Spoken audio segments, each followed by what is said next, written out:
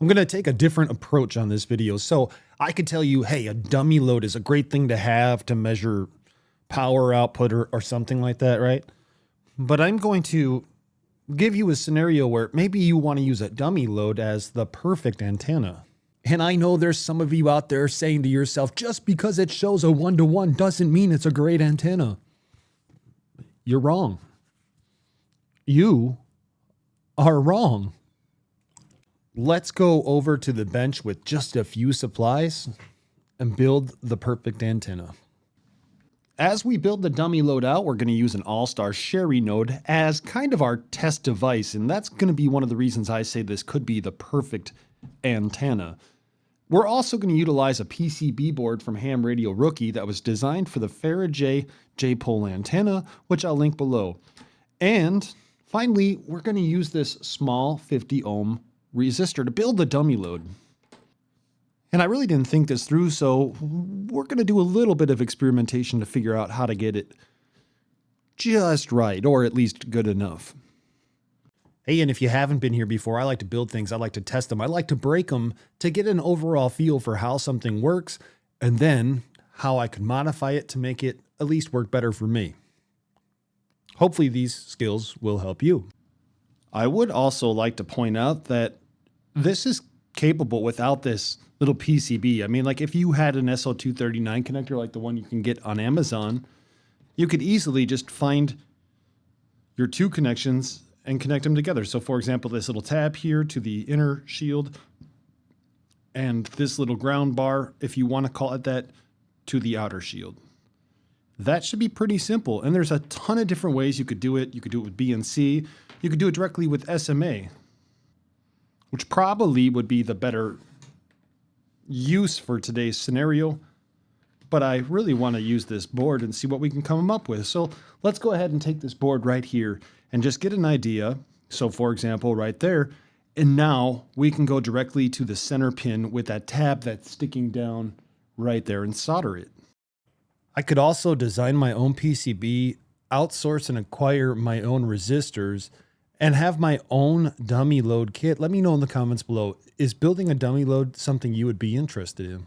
Now, why would you want a dummy load or a 50 ohm resistor as your antenna for something like an AllStar node? And it comes to the fact that you don't always want to get the most distance possible with your signal. Sometimes you want to attenuate it so much that you just have a very small footprint that's your broadcasting RF. I could already see the comments, and I should probably correct myself that a dummy load doesn't attenuate. An attenuator attenuates. In fact, you could utilize a dummy load in line with attenuator to reduce the power even more and have even less of a footprint. And that would be super ideal if you're trying to remain low key or have a low footprint. So a dummy load actually absorbs all the energy and essentially reduces or terminates the power itself. Yeah, a dummy load is a termination point. Because we're going to have our tab set right here directly onto the BNC or the center conductor of the BNC, we need to find out which of these two holes goes to the outer shield of the BNC. To do that, we could either look at the traces on the back, or we can grab a multimeter and see what the multimeter tells us. I'll show you both ways. On the top portion of the PCB, at this angle, you could see that there's a trace to the center pin where my thumb is tapping. And if we angle this other side, you could barely see a trace toward the bottom nearest to the BNC right there that goes to the outer shield. There is a better angle for you. Additionally, and that would be the easiest way, let's just grab a multimeter to confirm. I'm going to set my multimeter to continuity. I'm going to hit the function button until we see that little speaker or volume button or emitting sound button. And we have continuity between the two prongs, and then all we need to do is just make sure that if I touch this outer shield and I touch the one connector on this side, I do have continuity. And now I shouldn't have continuity on the other side because that goes to the center pin. Good. So we want this outer block to go to this hole.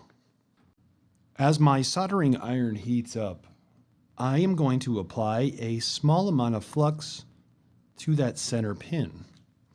And I have an idea that I'm not sure will work or not, but that's the fun part about experimenting. And we basically took that tab and we extended that out just a little bit.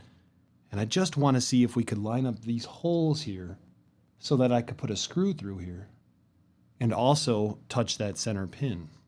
I think I can do it. And just to make a note too, the other thing I could do is run a piece of magnet wire to that point, so solder it onto the dummy load.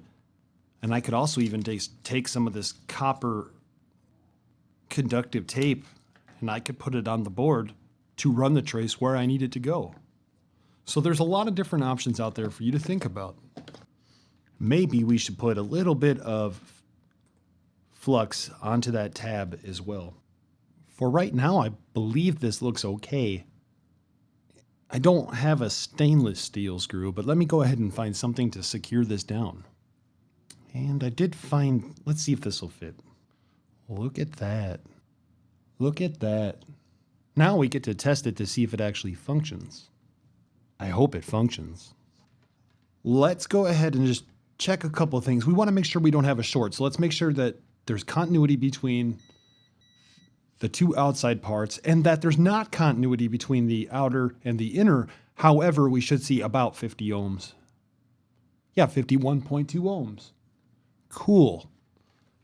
Let's also point out that we could easily have put this on the back in a much more stealth-like appearance, if you will, and then we could add a 3D printed case.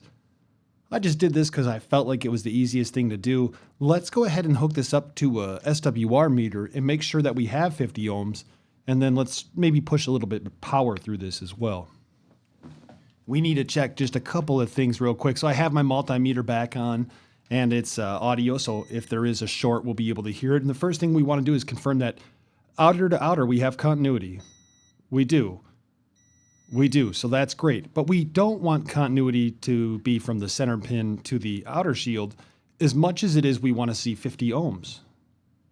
Yeah, about 51 ohms, that should be okay. Another place to check it would be right here. 51 ohms. Here we have our proposed dummy load, and we do have a bunch of coax, which we should probably reduce. My thought process on it is if we reduce the amount of coax we're using, especially cheap coax, we will reduce the RF leakage that may occur. However, we're going into our SWR meter and then also to our Baofeng UV7 Bravo, which we're first going to key up on VHF. We get about 5.3 watts with a 1-to-1 standing wave ratio. In my experience, the standing wave ratio has increased as we go into the UHF portion with my MFJ dummy load. So let's go ahead and key up now on UHF, about 2.97 watts with a 1.12 to 1 standing wave ratio, which is pretty good. We're going to hold down for just a few moments here, or maybe at least a few seconds, just to make sure that our standing wave ratio doesn't increase, which would indicate a problem with heat dissipation. And we have to remember that our SHARI node is only going to put out 1 watt or less. So if we can key down for a moment with just 2.95 watts, and not have a problem, we shouldn't have a problem with the SHARI. But also there is something we could use. Okay, so the heat's not dissipating, or it's dissipating fine because we're still a 1.12 to 1 standing wave ratio. I will say that the dummy load did get a little bit warm, so I'm going to take this heatsink and I'm actually going to put it right on top of the resistor to help dissipate the heat just a little bit. And I think that we're going to be fine for our use case. All right, cool. Let's go ahead and hook this up to the SHARI. With our dummy load hooked up to the AllStar node, we are now connected to node 43136, and you can see the command line interface. Once we hear people talking and there's a little more activity, I'll go outside and see how restricted I am or how far this does not get out. This is a 250 watt resistor. I utilized it throughout the day with the AllStar SHARI node, which is about a watt, and it didn't overheat. Everything seemed to be fine. I checked my footprint and it was within the neighborhood, which I appreciate. But if I wanted to reduce that even further, like I mentioned earlier, we could utilize either attenuation, a series of attenuation, the dummy load, and of course, maybe even a Faraday box with a little leakage. And all of those things together are going to help reduce it more and more and more and more. But it was a fun little use case. I think it was a fun build. I hope you enjoyed this. Maybe it gave you some ideas, or maybe it gave you the ambition to get out there and test some things out. Thanks for watching the channel. Take care.